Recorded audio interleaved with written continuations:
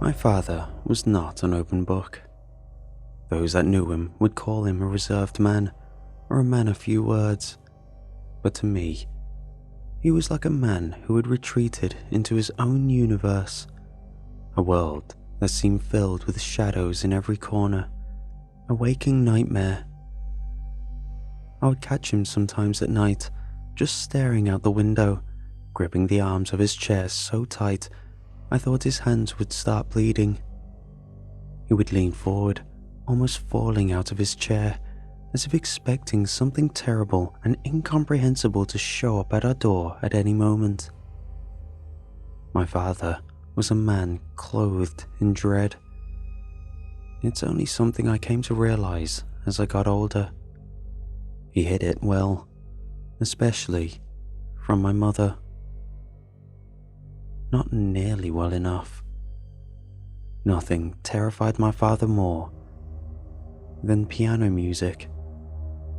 Whether it was heard in an elevator, or on the TV, or being played in a shopping mall by a hobby pianist who wanted to impress onlookers. Whether it was classical or jazz, whether it was happy or sad, simple or complex. When he heard the sound of a piano, his eyes would bulge out of their sockets. His skin would go pale white. He would look around wildly, whipping his head back and forth like a dog wrangling with a bone. I never had the courage to ask him why he was so afraid of it. Why didn't I just ask him? But it wasn't a thing to be acknowledged in our home. Fear is contagious, and the easiest way to come down with it is to talk about it. So my father's fear lingered throughout our lives, untouched, like a piano that was never sold. It just hung in the air, playing its own silent music for years. My father passed away a year ago due to heart complications. I thought his secret died with him. But 2 weeks ago, I was visiting my mom and decided to go through my father's old belongings. I guess I was feeling nostalgic. After some time, I was about to head out when I saw it. At the bottom of a cardboard box that had been hidden in the corner of the attic, it was an unmarked envelope.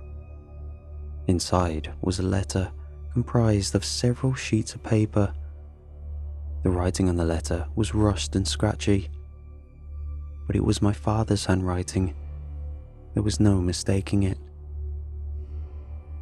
What I read in that letter has haunted me for the past 14 days. I've decided to share that letter, right here and now, because I feel that in some way it may help me better understand it. Or maybe the truth is, I just want someone to share my father's dread with. My mother would not listen to me when I told her about the letter. She told me to burn it and to forget whatever it said.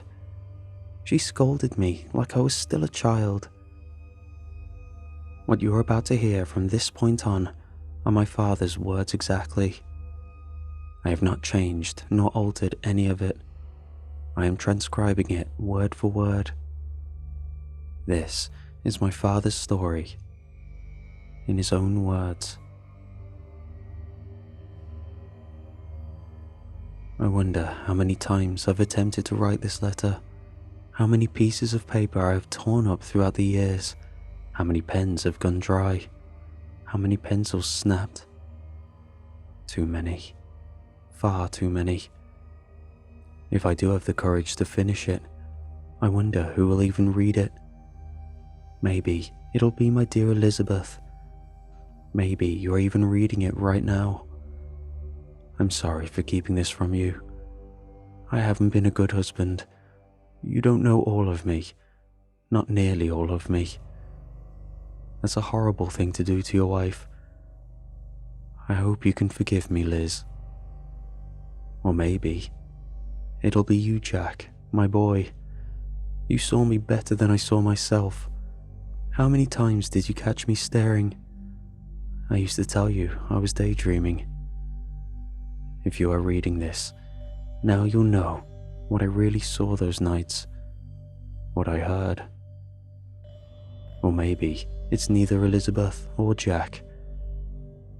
Maybe it's you, Jonathan, or your mother. God help me if it is. Have you finally found me? I've seen you out of the corner of my eyes for the last 40 years. Or maybe, if you're reading this, you're a complete stranger to me. Regardless, it's time I told this story once and for all, even if the pen and paper I'm writing with end up being the only ones who ever know it. In December of 1976, I was on my way home for the holidays. I was attending the University of Wisconsin-Madison. My parents lived in La Crosse. It's only about a 2.5-hour drive, but on my way, I got caught in a snowstorm. A storm that came out of nowhere. I mean, really came out of nowhere. Somehow, I got turned around. I have never been good at driving in snow. If you're reading this, Liz, you know how true that is. Remember the station wagon? God, I nearly crashed it 100 times. Those were good days. On days like those, I barely ever heard the piano, or at least convinced myself I couldn't hear it. But I'm getting ahead of myself. This was not a bad storm. It was one hell of a bad storm. I've rolled back the clock in my head numerous times, wondering if there was anything I could have done differently. What if I had driven slower or turned into the slide? But I think, in some ways, no matter what I did, that car was destined to crash that day. And crash it I did, straight into a ditch. All my attempts to get the car out of the ditch were futile. Snow was coming down hard. This was no soft powder, but a cacophony of flakes and harsh sleet.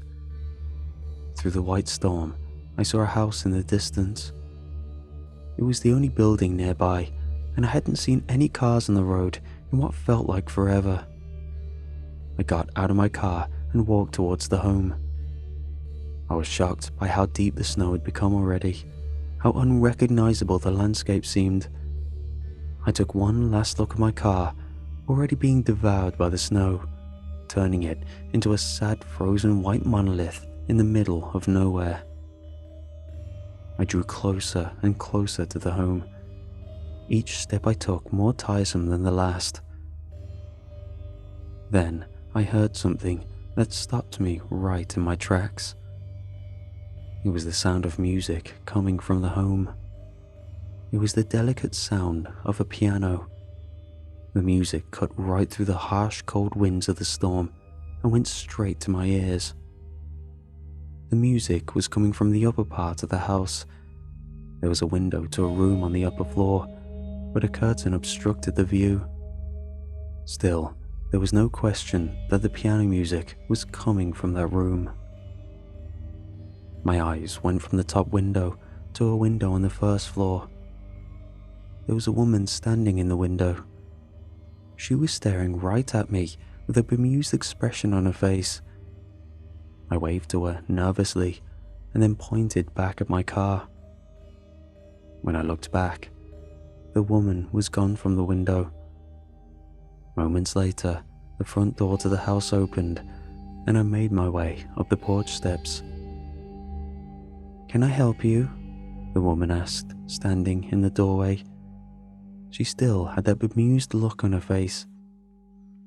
"It's a little embarrassing," I said, "but I crashed my car into that ditch down the road and I can't get out." "Oh my, how awful," the woman said. "Please come in and get yourself warm." I stepped inside and the woman shut the door behind me. All at once, the noise from outside was cut off. The only noise now was the piano music coming from upstairs. That and my chilled breathing. "That music," I said, rubbing my arms to get warm. "It's really lovely." "Oh, that's my son, Jonathan. He's a wonderful pianist. Please, do make yourself comfortable.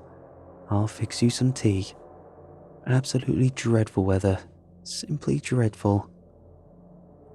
I sat down in the living room. It was a warm and cozy house, but there was something underneath that made me uncomfortable.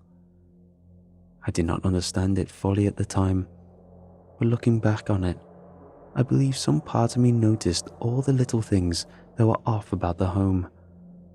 For one, there was no family photos anywhere to be seen, and despite the warmth of the home, it had a bizarre, sterile smell, like that of an appliance store. The house looked lived in, but didn't feel lived in. "Could I use your phone?" I asked. "The phones are out," the woman said, bringing back 2 cups of tea. "They won't be back up until morning, most likely. Soon as they are, I'll phone Harvey, my neighbor. He lives the closest. I'll have him bring his tractor and we'll get your car out of the ditch." "Is there any way to get hold of him now?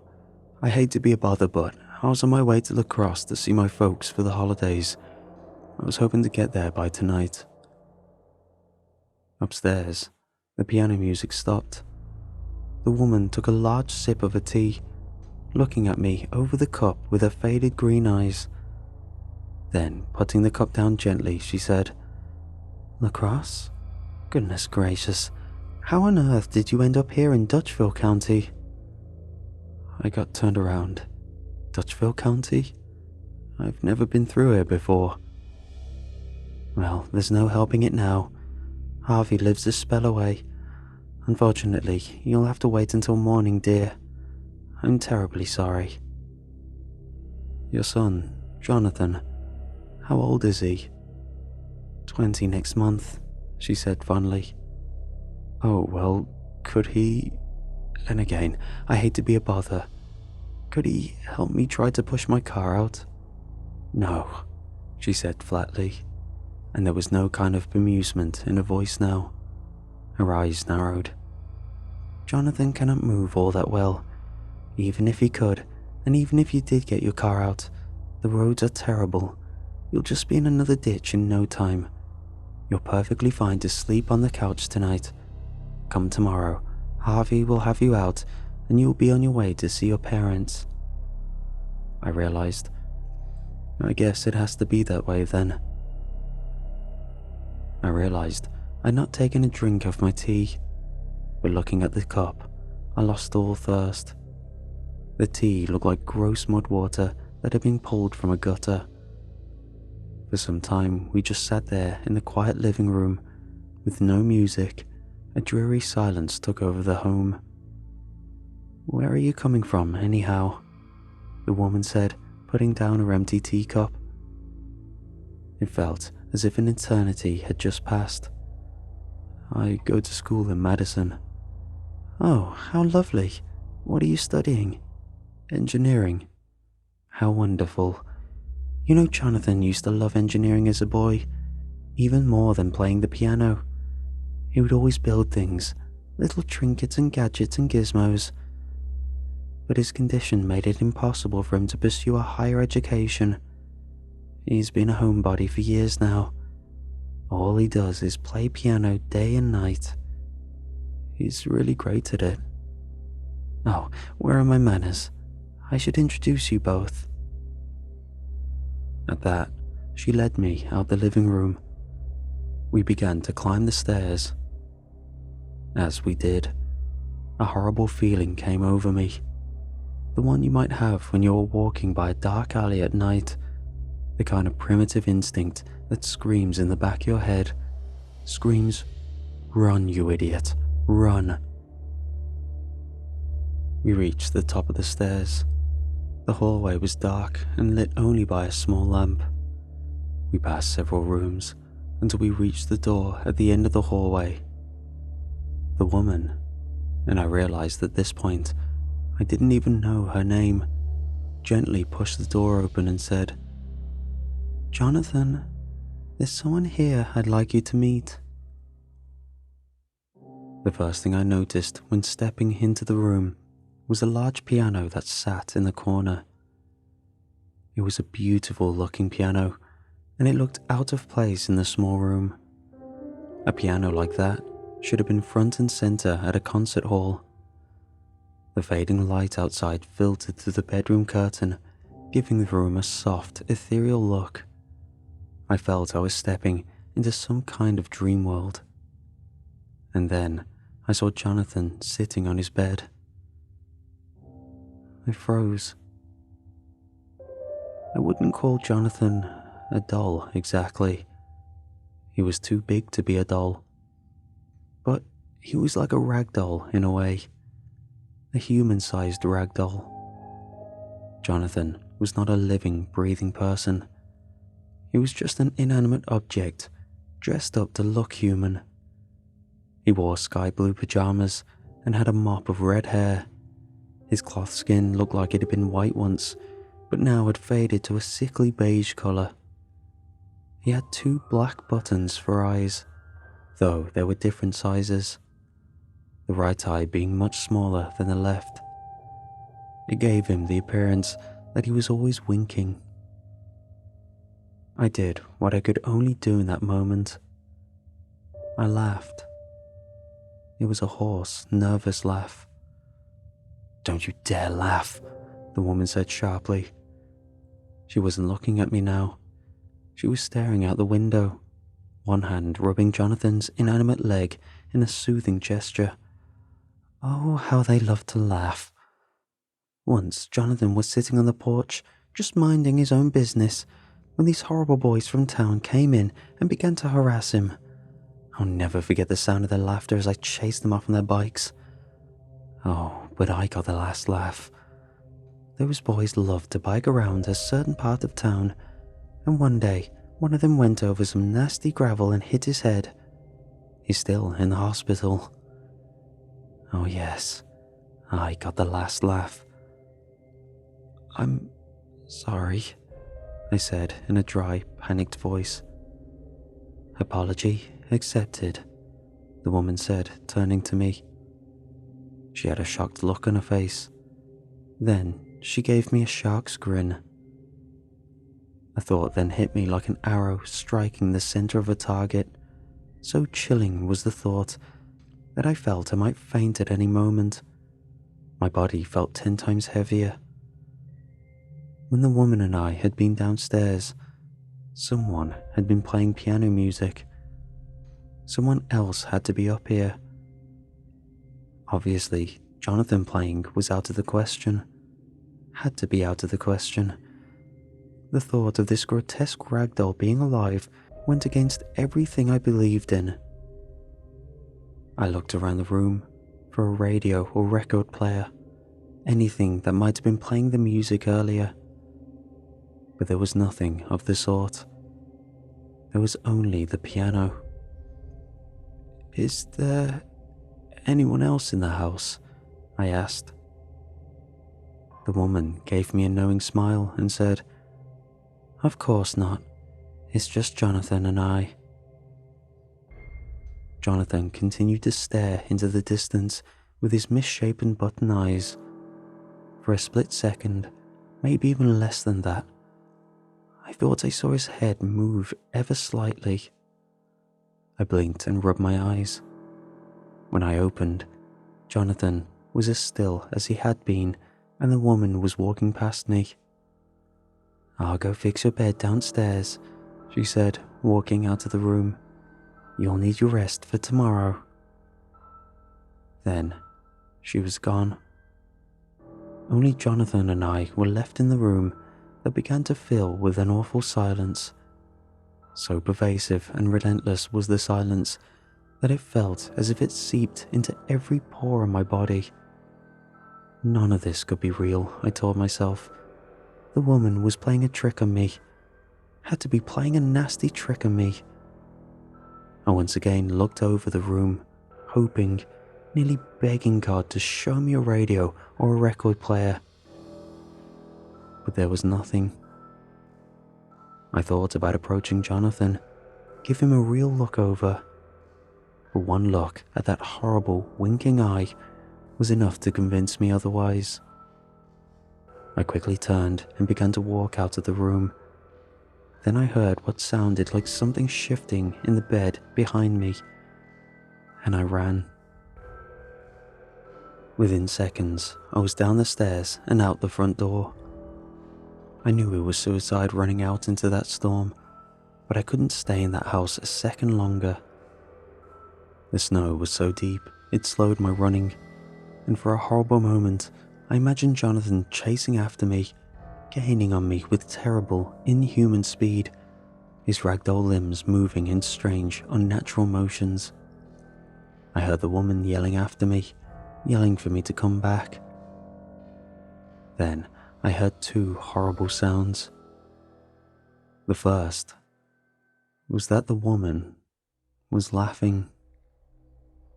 Even in the roar of the winds, her laugh was unmistakable, piercing even. I turned and saw her on the front porch. She did in fact have a horrible grin on her face, which now looked so much longer and paler than it had before. Her laugh was an awful cackle, like thin ice breaking. The second horrible thing I heard was the sound of a piano being played. It was coming from Jonathan's room. My car was nowhere in sight, but it was no use to me now anyway. I ran down the road, and eventually the woman's laugh faded, but not the piano music. No matter how far I went, I could still hear it. It followed me the way a bad memory follows you. I don't know how long I waded through the snow, but at some point I collapsed and thought for sure I was going to die. Then I saw a light coming towards me. That light eventually turned into a tractor with a plow. There was a man driving it. He got out and began to say something, but I couldn't hear him. I was fading in and out of consciousness. The last thing I saw before I blacked out was the man standing over me, a horrible, concerned look on his face. The last thing I heard was piano music. I woke up the next morning in an unfamiliar bed. For a horrifying second, I thought I was back in that woman's house, maybe sleeping in the very same bed as Jonathan. But that wasn't the case. I was in an unfamiliar room, alone. Sunlight was shining through the window, and I could see that the storm had stopped. I heard the floorboards creaking outside the room, and again, for a horrifying second, I thought the woman would appear in the doorway, smiling, cackling. Instead, it was the man I had seen driving the tractor. "Good, you're awake," the man said warmly. "How are you feeling?" "Where am I?" I asked, ignoring his question. "You're in my house. I found you running down the road last night. What were you thinking?" "My car broke down. Are you with that woman?" "What woman?" "That one that lives down the road from where you found me." The man said nothing at first.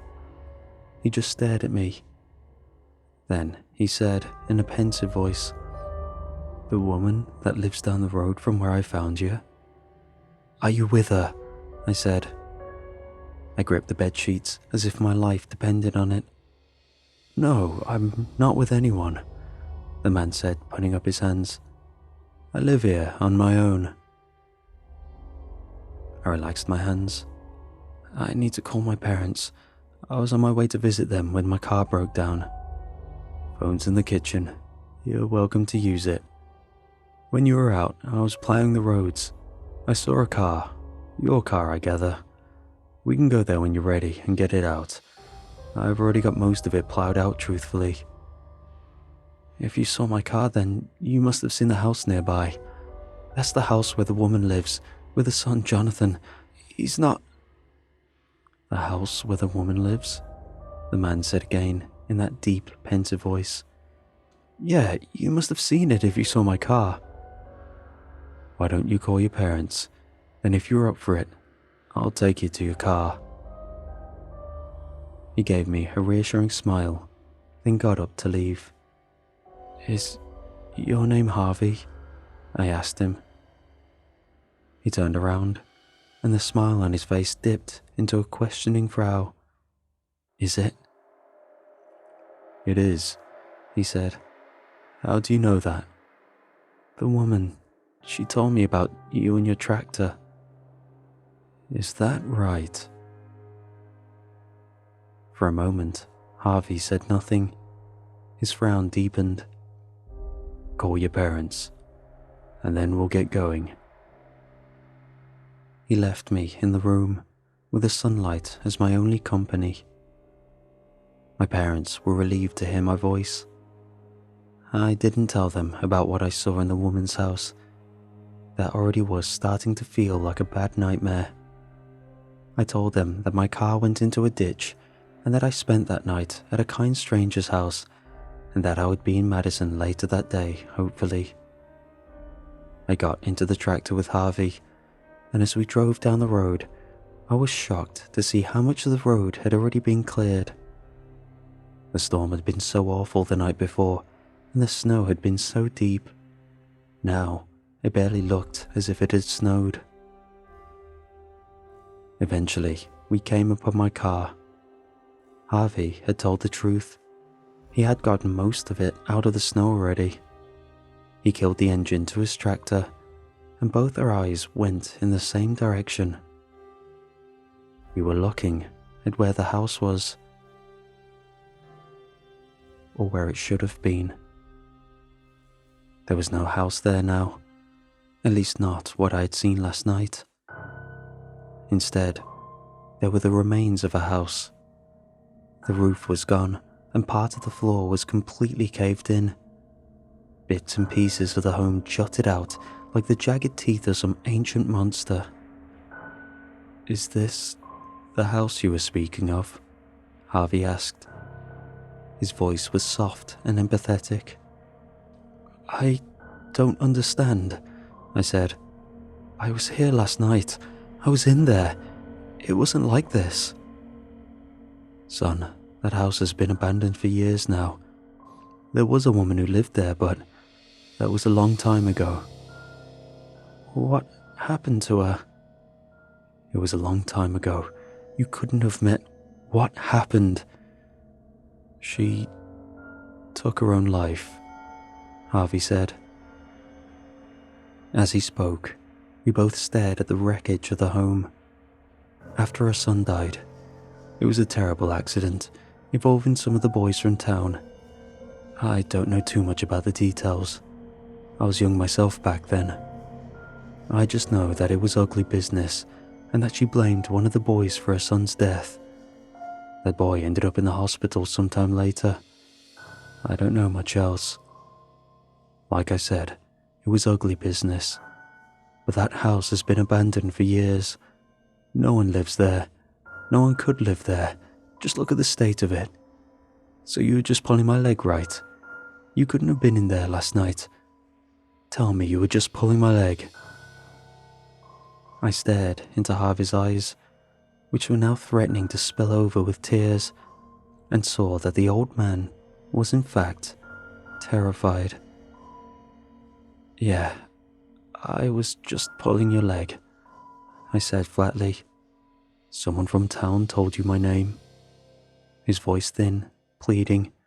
"Someone from town put you up to it?" "Someone in town told me your name. Someone from town put me up to it." Harvey let out a sigh. "Well, you got me good, son." "Oh boy, yeah you did. Now, let's get your car out." It did not take long for Harvey and I to get my car out and running. We shook hands, and I thanked him for his help. As I was getting in my car and Harvey was getting in his tractor, we both stopped at the sound of something horrifying. It was coming from the abandoned home. It was piano music, delicate, melancholic, piano music. We stood there and just listened. Neither of us acknowledged it. Then, after a moment, we got in our vehicles and went our separate ways. I never saw or spoke with Harvey again, but I've heard the piano music every night since. I'm hearing it now as I write this letter. God help me. I'm hearing it now.